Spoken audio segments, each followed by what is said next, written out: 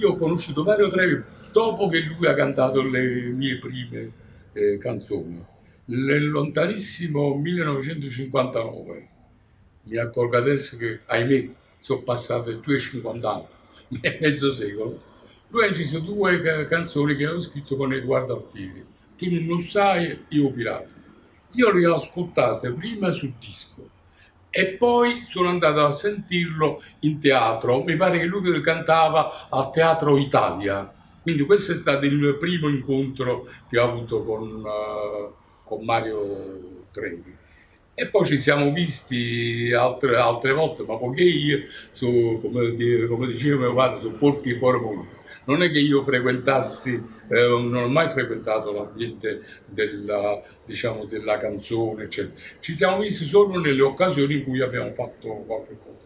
L'incontro importante invece è avvenuto anni dopo, nel 1964, quando lui ha cantato una mia canzone che io giudico ancora molto bella, con la musica di Vian, al Festival di Napoli. La canzone Mi parla di te.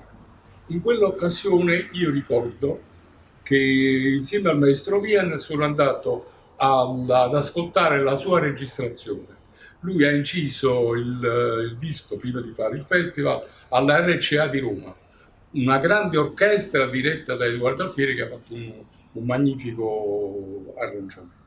E questo è uno dei brani, credo che ancora un po' i napoletani si ricordano, credo che sia fra i successi di Mario Trevi.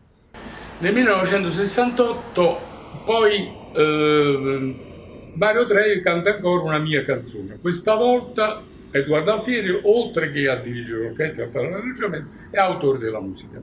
La canzone si chiama Lacrima e lui la cantava in coppia con Mario Abbate. Il brano era un po', diciamo, dal mio punto di vista, oggi dove sono passati tanti anni, troppo delicato, troppo poetico, però tutti e due artisti, devo dire, la cantavano in un modo commovente. Facendo un passo indietro, fra una curiosità, fra le molte canzoni, mi pare che sono una decina che ha inciso Mario Trevi nelle mie canzoni, c'è una canzone italiana che lui ha inciso nel 1966. Si chiama Dove vai, la musica è ancora di Alfieri e trattava un argomento molto, diciamo, che anticipava un po' i tempi per quei tempi là, perché diciamo un'anticipazione sul razzismo, eccetera, eccetera, abbastanza diciamo strano sia per il repertorio di Mario Trevi che per quei tempi. Però è una bella canzone che ricordo mi piaceva.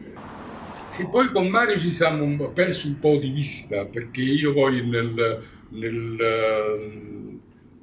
anni nel 70, nel 75 ho cominciato il mio sodalizio con Sergio Bruni e quindi con Mario ci siamo persi un po' di vista. Però lui, devo dire, è stato fra i principali divulgatori, fra tutti i cantanti napoletani che l'hanno cantato, di Carmela, la canzone che ormai è diventato un classico della canzone napoletana che io ho scritto con Sergio. E ho rincontrato poi dopo tanti anni Mario Trevi nel 2009 in occasione di una manifestazione fatta in onore di Sergio Bruni a Pillaricca. Lui ha ricantato Carmela e ci siamo abbracciati con molto affetto.